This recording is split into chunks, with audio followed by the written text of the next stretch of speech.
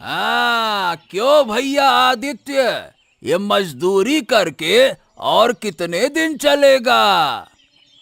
महामंत्री जी, मैं तो एक गरीब इंसान हूँ, इसीलिए मजदूरी करने में मुझे कोई शर्म नहीं। ये मेरा काम है और यही मेरा पेशा है।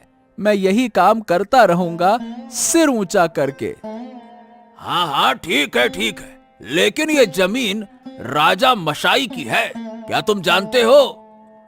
अब राज्य की सारी जमीनों के मालिक तो राजा मशाई हैं, ये तो पता है। लेकिन राज्य के हर नागरिक को जैसे अपनी जमीन पर अधिकार होता है, वैसे ही ये जमीन मेरा व्यक्तिगत अधिकार की जमीन है।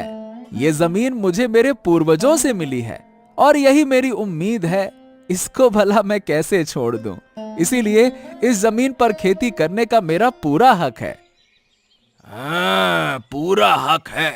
ये बताओ, तुम जानते हो मेरी एक बात पर महाराज तुमसे ये जमीन छीन सकते हैं? क्यों, समझ रहे हो मैं क्या कह रहा हूं? देखिए मंत्री मशाय, मैं जितना राजा को जानता हूं, वो समझदार और दयालु इंसान है। वो कभी भी अपने प्रजा के साथ ऐसा नहीं कर सकते। वो बहुत अच्छे इंसान हैं। अरे, क्या तुम बात समझ नहीं रहे? मैं तुम्हें सिर्फ चेतावनी दे रहा हूं, ये जमीन छोड़ दो। हाँ। देखिए, मुझे आपकी चेतावनी की कोई परवाह नहीं है।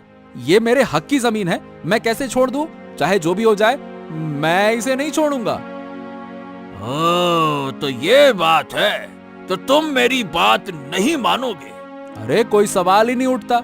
मैं आपसे दरख्वास्त कर रहा हूँ, विनती कर रहा हूँ। आप है कि हम पे चढ़ रहे हैं। अब आप धूप में खड़े रहिए, तकलीफ उठाते रहिए। आप जा सकते हैं, अब जाइए। अच्छा, अब मैं जा सकता हूँ? तो ठीक है, अब मैं जा रहा हूँ, लेकिन इसका परिणाम तुम्हें भुगतना पड़ेगा। ये बात याद रखना बेटा।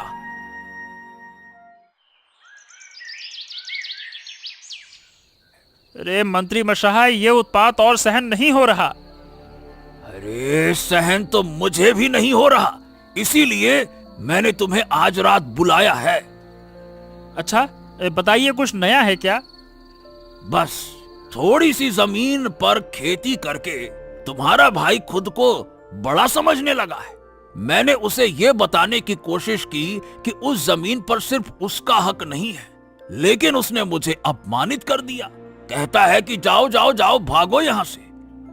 अरे, वो खुद मेहनत करके खाता है, इसीलिए उसका घमंड बढ़ गया है। लेकिन वो ये नहीं जानता कि जो मूर्ख होते हैं वही बैल की तरह मेहनत करते हैं। हम जैसे समझदार लोग दूसरों की मेहनत पर खा लेते हैं। हाँ, अब तुम्हारे भाई के पके धान पर मई लगानी होगी। पकी धान ऐसे थोड़े ना उसे मिल जाएगी, कुछ तरीका निकालो। मैं महाराज के पास जाकर रो धोकर उसकी शिकायत करूंगा। महाराज किसी के रोने पर चुप नहीं रह सकते, तब उसे सजा मिलेगी। लेकिन ध्यान रखना, बहुत ध्यान से करना। महाराज कम नहीं है, वो भी बहुत चालाक है। एक बार समझ गए तो तुम्हें छोड़ेंगे नहीं महाराज। अरे, आपको इस बारे में चिंता करने की आवश्यकता ही नहीं है, मैं सब देख लूंगा। आप बस रात की सभा में रहकर मेरी मदद कीजिए, फिर मैं सब कुछ संभाल लूंगा। तुम इस बारे में निश्चिंत रहो। हाँ, तो फिर अब कल खेल होगा। हाँ।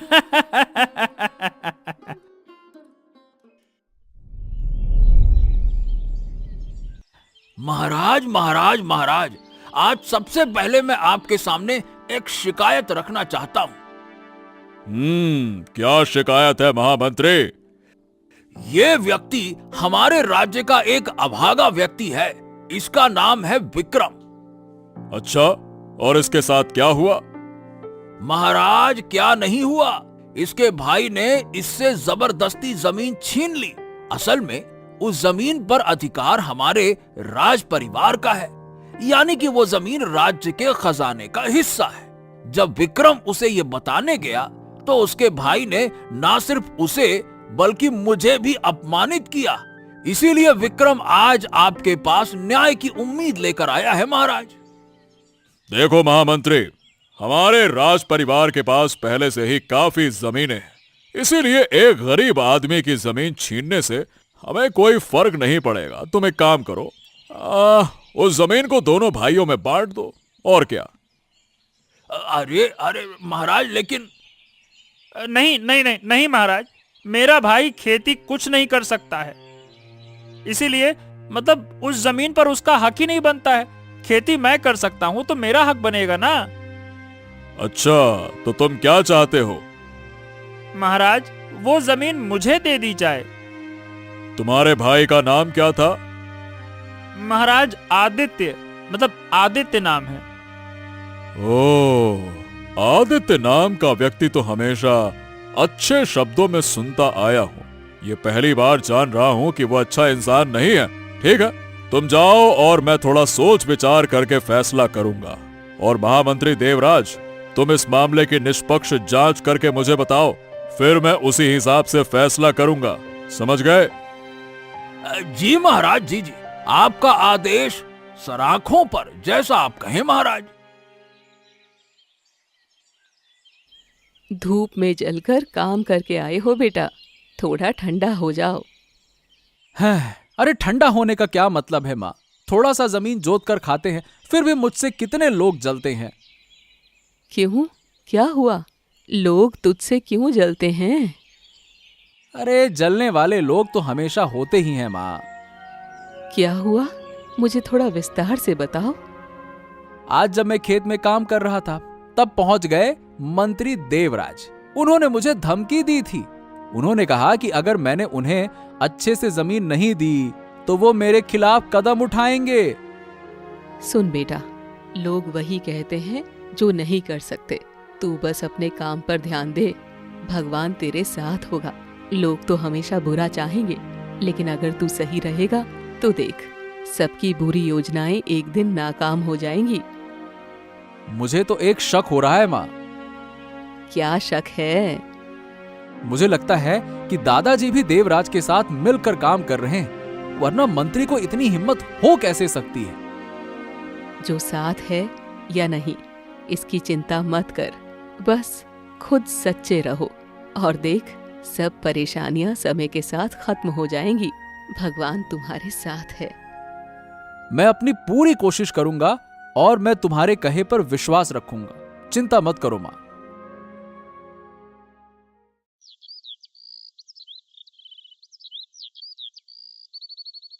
एक माँ के बेटे को ऐसा काम करते हुए तुम्हें शर्म नहीं आती? तुम खुद कुछ काम नहीं करते और जो एक भाई काम करता है उसके पीछे हमेशा कांटे बिछाते हो। अरे तुम ज्यादा ज्ञान मत दो माँ, मुझे पता है कि तुम हमें बहुत प्यार करती हो। मेरे लिए तुम तीनों बराबर हो, लेकिन एक के कंधे पर अगर कटहल गिरने वाला हो तो वो मैं सहन नहीं कर सकती। अरे तुम क्या करोगी? सुनो, जो करना था मैंने कर लिया। क्या किया तूने? मैंने उस शैतान आदित्य के खिलाफ राजा के पास जाकर शिकायत की है। अपने भाई के खिलाफ ये तू कर सकता है? हाय भगवान, क्या ऐसे भी भाई होते हैं? भाई होकर भाई के पेट में छुरा मार रहे हैं ये लोग। सुनो, हमारी कोई बात मत करना। खुद महामंत्री देवराज के साथ मेरी दोस्ती है, जो मैं चाहूं वो कर सकता हूं, ये भी तुम जान लो माँ। हाँ, तुम्हें लगता है कि तुम भूल रहे हो कि हमारे ऊपर भगवान भी हैं और मैं भी यहाँ हूँ। तुम क्या करोगी? अगर तुम लोग ऐसे ही चलते रहोगे तो चाहे जितनी भी मुसीबत आए, मैं हमेशा आदित्य के साथ रहूंगी। और मैं एक बात मानती हूँ, सत्य हमेशा जीतता है। आखिरकार समय ही बताएगा कौन किसके सामने सर झुकाता है। मेरा आशीर्वाद हमेशा आदित्य के साथ है। महाराज, अचानक आप चिंतित लग रहे हैं। समझ नहीं पा रहा हूँ रानी, आजकल कौन सही है और कौन गलत। क्या हुआ महाराज, क्या बात है? हाँ, आज आदित्य के भाई विक्रम ने महामंत्री देवराज के साथ मिलकर उसके खिलाफ शिकायत की थी। उनका आरोप क्या था महाराज? उनका कहना है कि जो जमीन आदित्य जोत रहा है वो राज की संपत्ति है, यानी राज्य की संपत्ति है राजा की, और वो ठीक से जमीन की खेती नहीं कर सकता। इसीलिए उस जमीन को विक्रम को दे देना चाहिए। आपने इस पर क्या कहा? अभी तक हमने कोई निर्णय नहीं लिया। मैं समझ नहीं पा रहा कि कौन सही है और कौन गलत। देखिए, मैं सभी बातें नहीं कह सकती, लेकिन इतना कह सकती हूँ कि जो भी निर्णय लें सोच समझ कर लें, सभी पहलुओं पर विचार करें, फिर निर्णय लें। हो सकता है आपको गलत तरीके से गुमराह किया जा रहा हो। यही सोच रहा हूं मैं भी, इसीलिए अभी कुछ समझ नहीं आ रहा और कुछ मैंने उनको कहा नहीं। चलिए देखते हैं क्या होता है। चलिए आप भी सोइए, मैं भी सोता हूं, ठीक है? ठीक है महाराज। हे भगवान, मेरे जैसे हालत इस दुनिया में किसी और की ना हो। 3 बेटों में से एक बेटा है बदमाश, दूसरा है ईर्ष्यालु। मेरा एक ही बेटा अच्छा है, लेकिन उसके खिलाफ उसके दोनों भाई साजिश कर रहे हैं। ऐसा भाग्य किसी माँ को ना मिले। अरे ये तुम रोज रोज की अपनी रुलाई बंद करो माँ, रोना मचा रखा है, क्यों रो रही हो? तुम नहीं समझ सकते मेरी तकलीफ। जिनके पास मेहनत करने और घर में खाने का सामान लाने की ताकत नहीं है, उनके लिए बड़ी बड़ी बातें करना ठीक नहीं। अरे बेवकूफ लोग खेतों में जाकर खेती करते हैं। मैं और दादा दोनों बुद्धिमानी से अपना पेट पालते हैं। हाँ, हमें आदित्य जैसे खेतों में काम करने की जरूरत नहीं है। खेती का काम हमारे लिए नहीं है माँ। हाँ, जो दूसरों को लात मार कर अपनी जिंदगी गुजारते हैं, उन्हें बाहर जाकर मेहनत करने की क्या जरूरत है? माँ मेरी बात ध्यान से सुनो, ज्यादा मत बोलो। हाँ, समझ गई? तो फिर क्या करोगे तुम? क्या सोचते हो कि मैं तुमसे डर कर चलती हूँ? ये जान लो, इस राज्य में जब तक महाराज हैं, शासकीय व्यवस्था बुरी दिशा में नहीं जाएगी। अगर जरूरत पड़ी तो मैं तुम्हारे खिलाफ जाकर महाराज से शिकायत करूंगी। चलो देखो, दिखाओ तुम्हारे अंदर कितनी हिम्मत है, दिखाओ। तब तक महाराज तुम्हारे छोटे बेटे को पकड़कर फांसी पर चढ़ा देंगे, तब मजा आएगा, देखना। हाँ, भगवान तुम्हें सजा देगा, देखोगे। एक दिन तुम्हें छोटे बेटे के कदमों में गिरकर माफी मांगनी पड़ेगी। माँ ज्यादा बकबक मत करो। बकबक करने पर तुम्हें और तुम्हारे छोटे बेटे को ना घर से बाहर निकाल दूंगा मैं। बात करती हो, चुप रहो। देखो हम अपनी राह समझ लेंगे, तुम अपनी समझो। हमारे मामले में जरूरत से ज्यादा दखल देने की जरूरत नहीं है, बहुत हो गया। क्या हुआ बुढ़िया, तुम मुझसे गुप्त रूप से मिलना क्यों चाहती हो? महारानी, आप ही मेरी परेशानी समझ सकती हैं, क्योंकि आप भी एक महिला हैं। मैं आपके पैरों में गिरकर कहती हूँ, मुझे और मेरे छोटे बेटे को बचाइए। क्या हुआ तुम्हारे बेटे को? मेरा छोटा बेटा आदित्य अच्छा है, लेकिन बड़े और मंझले बेटे माधव और विक्रम, एक बदमाश है और दूसरा ईर्ष्यालु। दोनों मिलकर मंत्री देवराज से दोस्ती कर रहे हैं और मेरे छोटे बेटे के खिलाफ महाराज से शिकायत कर रहे हैं कि वो राज की जमीन पर खेती कर रहा है, जबकि वो जमीन उसके पिता ने उसे दी थी। इसीलिए महारानी, केवल आप ही महाराज के पास जाकर सब कुछ बता सकती हैं और उसे बचा सकती हैं। क्या तुम सही कह रही हो? तुम्हारा छोटा बेटा निर्दोष है? मुझे खुद पर शक हो सकता है, लेकिन अपने छोटे बेटे पर कभी शक नहीं कर सकती। वो कभी कोई गलत काम नहीं कर सकता। यहाँ तक कि महामंत्री देवराज ने भी आकर उसे धमकी दी थी कि अगर उसने कुछ गड़बड़ की तो उसे सजा मिलेगी। इसीलिए हम बहुत डर में हैं। तुम अब घर जाओ बुढ़िया, शाम हो गई है। मैं आज ही महाराज से इस मामले पर चर्चा करूंगी। तुम डरना मत, महाराज वही करेंगे जो आपके लिए अच्छा होगा। बहुत धन्यवाद महारानी, प्रणाम।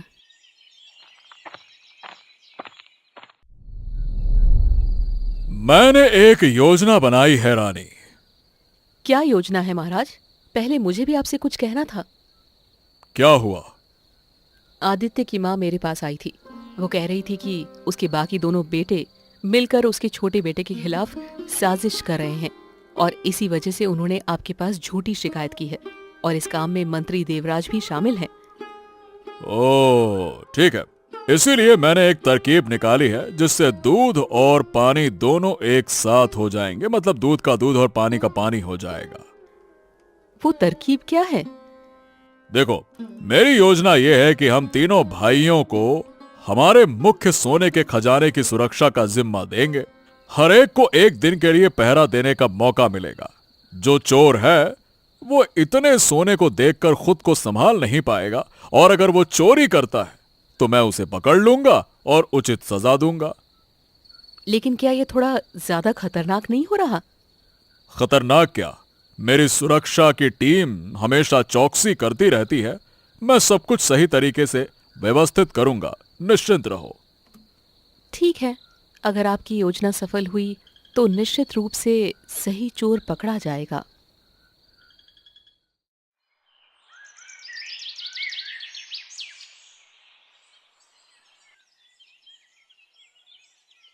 अरे सब बाहर आओ, सब बाहर आओ।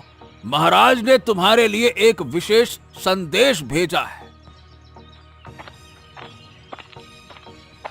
अरे क्या बात है महामंत्री, आप खुद आए हैं।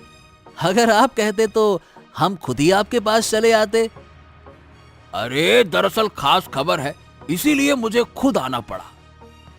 कोई खास आदेश है हमारे लिए? हाँ हाँ बिल्कुल, महाराज का आदेश खास ही होता है। सुनो, महाराज चाहते हैं कि तुम तीनों भाइयों को मुख्य राज कोषागार का रक्षक नियुक्त किया जाए, यानी कि खजाने की सुरक्षा करनी है। सीधी बात, तुम तीनों में से हर एक को एक रात ड्यूटी करने के लिए दिया जाएगा।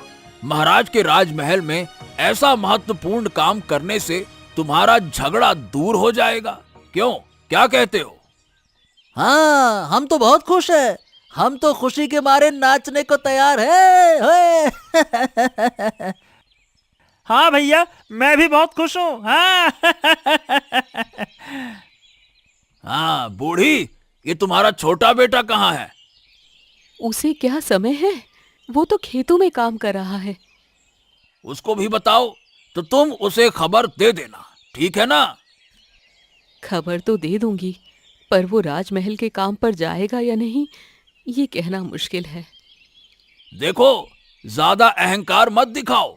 उसे ये कह दो कि अगर वो राजा देश नहीं मानेगा तो उसे कड़ी से कड़ी सजा मिलेगी। समझ गई? कह दूंगी, लेकिन उससे ज्यादा और कुछ नहीं कह सकती।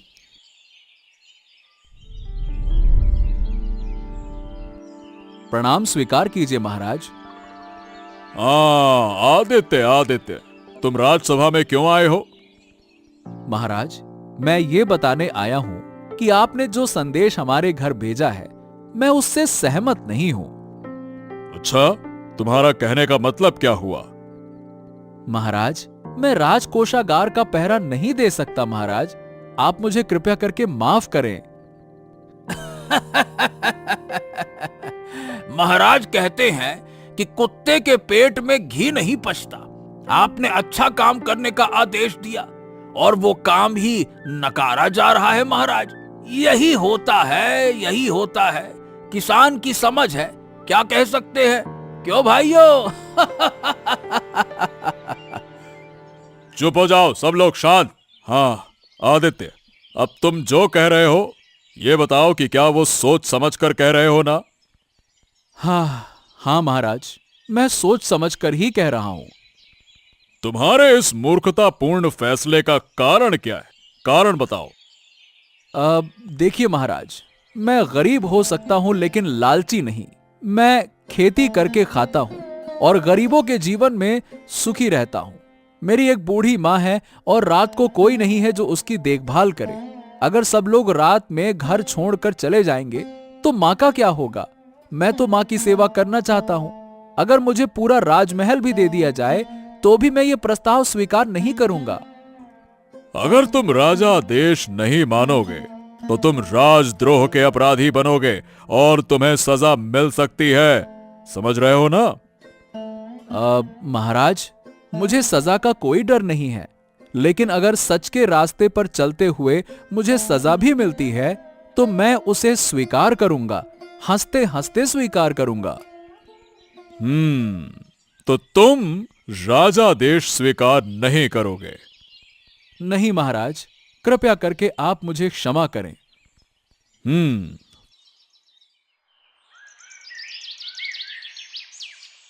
तुम दोनों भाइयों को इतनी रात यहाँ चुपचाप क्यों बुलाया गया है, जानते हो?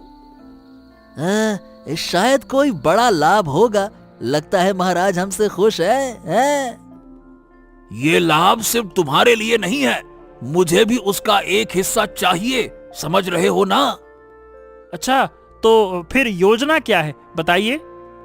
देखो, तुम्हारे भाई ने तो कह दिया कि वो राजकोष का पहरा नहीं देगा, इसीलिए महाराज ने तुम्हारे दोनों को एक साथ पहरा देने का आदेश दिया है। जब तुम पहरा देने जाओगे, मैं सभी प्रहरियों को वहां से हटा दूंगा। फिर तुम दोनों मौका पाकर जितना चाहो सोना चांदी भर लेना, बटोर लेना, चोरी कर लेना, समझ गए? कोई रुकावट ही नहीं होगी।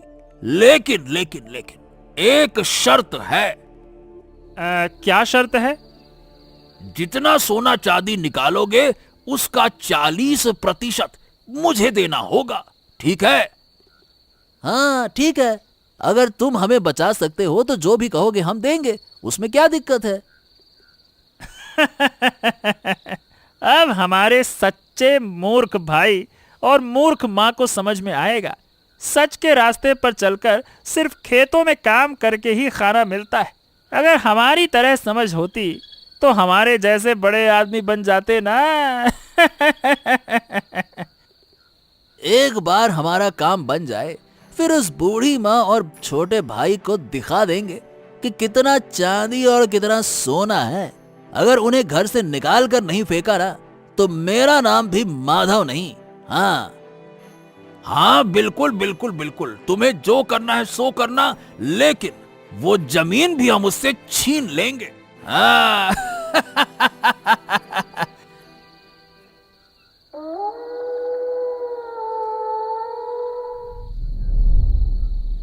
क्या लगता है रे, तेरे पहरेदारों को देवराज ने हटा दिया या फिर नहीं हटाया? मंत्री देवराज ने जब कहा था तो एक बार तो उसने जरूर हटा दिए होंगे। चोरी के माल में उसका भी तो हिस्सा है, वो कभी नहीं चाहेगा कि हम फंसे। और वैसे भी कोई पहरेदार आसपास तो दिखाई नहीं दे रहा भैया। हाँ, तो हम काम शुरू करें, क्या कहते हो? हाँ हाँ बिल्कुल, लेकिन भैया समझदारी से काम करना होगा। जैसे? मान लें कि हमारे पास लाने के लिए बहुत ही सीमित थैले हैं, इसीलिए हमें चुन चुनकर बड़े और महंगे सामान ही उठाने होंगे। छोटे और सस्ते सामान से बैग भरने से कोई फायदा नहीं होगा भैया। हाँ, ये तूने ठीक कहा। और सूरज उगने से पहले हमें यहाँ से भागना होगा। फिर हमारी शुरू होगी मस्त जिंदगी। हाँ तो चलो मस्त जिंदगी की शुरुआत करते हैं चोरी करके। चलो। हाँ चलो शुरू करते हैं।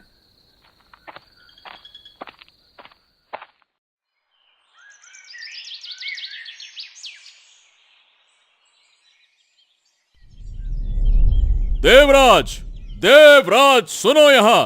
देवराज, देवराज कहाँ हो? क्या हुआ महाराज, क्या हुआ? कुछ कोई अनहोनी हुई है क्या? मैंने अभी अभी कोषागार का निरीक्षण किया और वहां बहुत बड़ी गड़बड़ हो रही है। क्या क्या क्या क्या हो रहा है महाराज, क्या बात है? मैं सही कह रहा हूं देवराज। कल कोषागार की निगरानी विक्रम और माधव दोनों भाई कर रहे थे। तुरंत उन्हें पकड़कर लेकर आओ। लेकिन महाराज, ये तो अच्छे लोग हैं, ये कभी चोरी कर ही नहीं सकते। गड़बड़ी तो शायद पहले से ही थी। हमने तुम्हें जो कहा वो करो। तुम एक मामूली से मंत्री होकर मुझे बताओगे कि गड़बड़ी कहाँ है और कहाँ नहीं? जब वो पहरा देने गए थे मैंने खुद निरीक्षण किया था, तब सब कुछ हिसाब ठीक था। उन्हें पकड़कर लेकर आओ, फिर साफ बात हो जाएगी सारी की सारी। जाओ पहरेदार, जहां से भी हो उन्हें ढूंढ कर लेकर आओ। आज मैं उन्हें सूली पर चढ़ाऊंगा।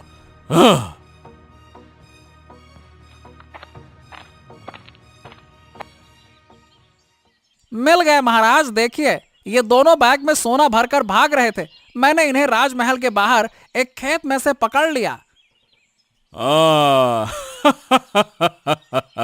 यही तो होना था और यही तो मैंने उम्मीद की थी। देवराज, क्या ये मुझे धोखा दे सकते थे?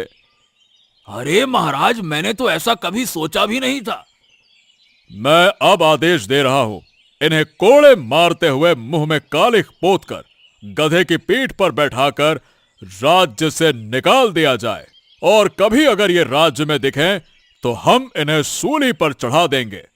ले जाओ। महाराज महाराज महाराज महाराज, मैं आपके पांव गिरता हूं महाराज, कृपया करके मेरे भाइयों को माफ कर दें। वो गलती कर सकते हैं, मैं मानता हूं, लेकिन एक आखिरी मौका उन्हें दीजिए महाराज। हमारे पास भी कुछ कहने को था महाराज। हम अकेले इस अपराध में शामिल नहीं हैं महाराज, हमें एक मौका दीजिए, हमें कुछ कहने का मौका दीजिए। महाराज महाराज, नहीं नहीं नहीं नहीं महाराज, इन ठगों की कोई बात मत सुनिए, इन्हें तुरंत सूली पर चढ़ाने का इंतजाम कीजिए। अरे चुप रहो मंत्री, ये क्या कहना चाहते हैं हमें सुनना है। बताओ तुम लोग क्या कहना चाहते हो। महाराज, हम इतना बड़ा कांड नहीं करना चाहते थे। हाँ, हम आलसी हो सकते हैं, ईर्ष्यालु हो सकते हैं, लेकिन हमने कभी इतना बड़ा चोरी करने का नहीं सोचा। आपके महामंत्री ने हमें उकसाया था महाराज, उसने हमें भड़काया था कि हम आपके स्वर्ण भंडार से सोना चुराकर उसका हिस्सा महामंत्री को दें, फिर हमारे भाई को फंसाकर गांव से निकालने और उस जमीन को हड़पने की योजना थी। अगर हमें सजा मिली तो देवराज को भी सजा मिलनी चाहिए महाराज। क्या क्या बात कर रहे हो। छी छी छी छी छी छी देवराज, मैंने तो ये बुद्धि केवल इन 3 भाइयों के झगड़े को सुलझाने के लिए दी थी, आखिरकार तुम खुद इसमें फंस गए। महाराज महाराज, मैं आपके पांव गिरता हूँ। महाराज मुझे सूली पर मत चढ़ाइए, कृपया करके मुझे माफ कर दीजिए। महाराज मुझे माफ कर दीजिए। ठीक है, मैं तुम्हें माफ करता हूं, लेकिन आखिरी बार, अगली बार ऐसा कुछ हुआ तो तुम्हारे लिए मौत की सजा होगी, समझ गए। हमें भी माफ कर दीजिए महाराज, अब हम ऐसी गलती नहीं करेंगे। हाँ महाराज, अब से हम घर में नहीं बैठेंगे, हम भाई के साथ मिलकर खेतों में काम करेंगे। हाँ महाराज। ठीक है, मैं तुम्हें माफ कर रहा हूं, लेकिन तुम्हारे भाई के चेहरे को देखकर, और अगर फिर कभी तुम लोगों ने ऐसी गलती की तो सच में तुम्हें मारते मारते मैं गधे पे बैठा के गांव से बाहर निकालूंगा, समझ गए। समझ गए महाराज, अब से ऐसी गलती कभी नहीं होगी महाराज। हाँ महाराज, अब से ऐसी गलती कभी नहीं होगी, हम साथ में मिलकर रहेंगे। धन्यवाद महाराज।